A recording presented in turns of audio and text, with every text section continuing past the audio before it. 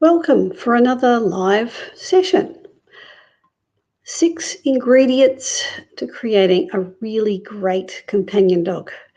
So there's a lot of things to think about before you actually bring a dog home.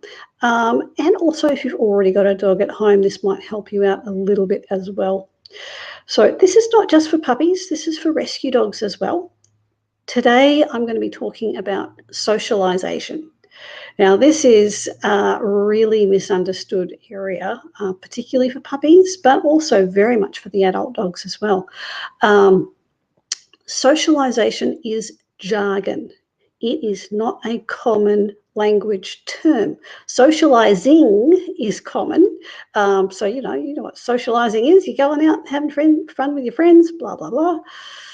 Have a party. So socialization is not socializing. Yeah, there might be some socializing in there, but socialization is a really specific term. And what it boils down to is you want your puppy or new dog to become used to and confident in new situations or with new people, places, objects, other dogs, other animals, all those potentially scary objects or things. We want them to get used to them and think that they're fine. The other thing about socialization is as a practice, and this is really crucial for young puppies, they need to learn that anything new is just an opportunity to explore and have fun. It's very, very easy through a lack of socialization, lack of experience, for dogs to come to believe that new stuff is scary. That is a default setting on all of our DNA. It keeps us alive. So there's a window of opportunity when we are very young. If we have experiences of things and they are safe and fun, we'll carry that through the rest of our lives. If we've never experienced something and we become older, when that new thing crops up, we are automatically predisposed to be suspicious. So, for example, if you have never had cute furry animals in your life until you are an adult, there's often a little bit of fear around that. It's an animal. Do we touch it? I don't know. And a lot of adults, particularly city dwellers, have to kind of overcome that as adults, and it takes a lot longer. And it's very easy to regress to being frightened of whatever that new experience is.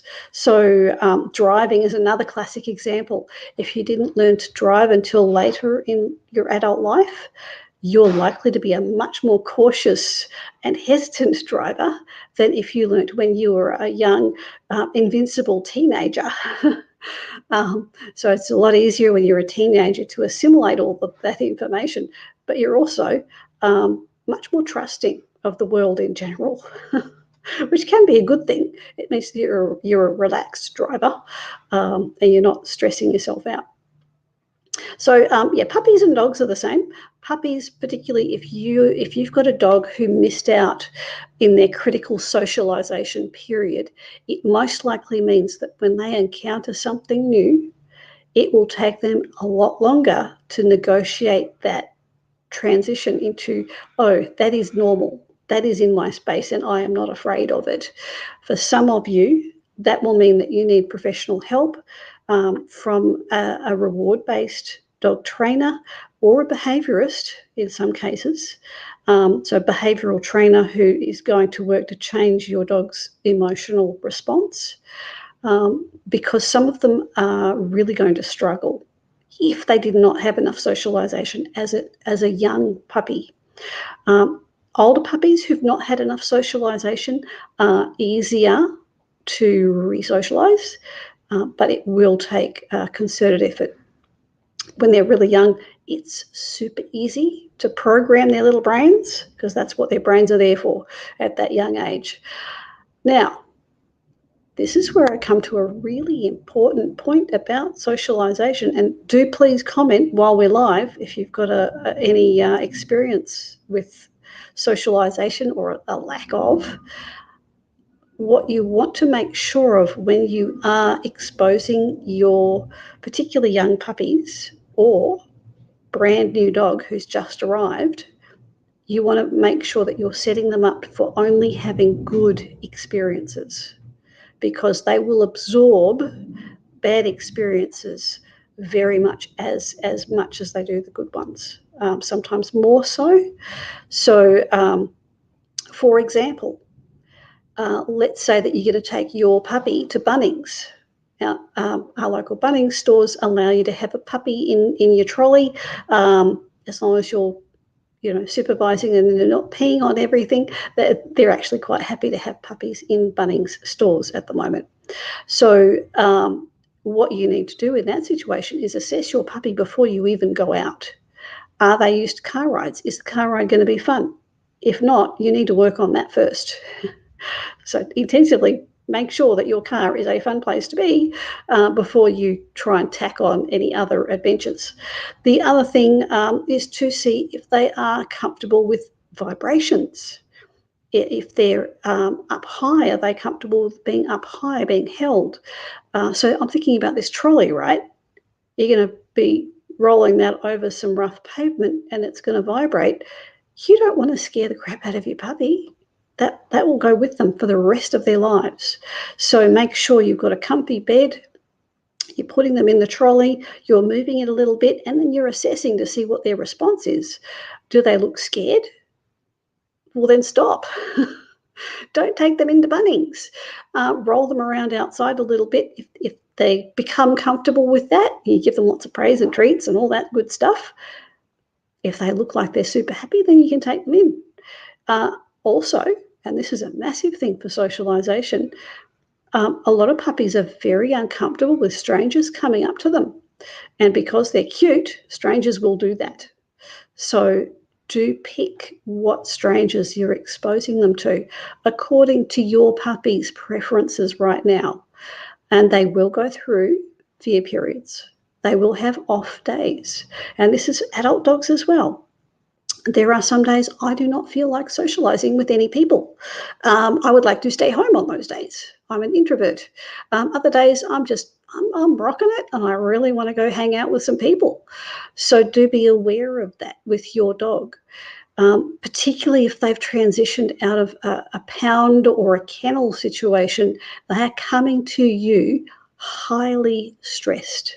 Even if they've been in a foster home, that home might have been stressful for them as well. There's been a lot of transition in their life, and they will need to come and get into your routine. So be aware of that. Make sure that your new dog adventures are really quite short, that you've got a very easy way of getting out of the new environment or the new situation. It's quite quick, so that they can opt out if they need to.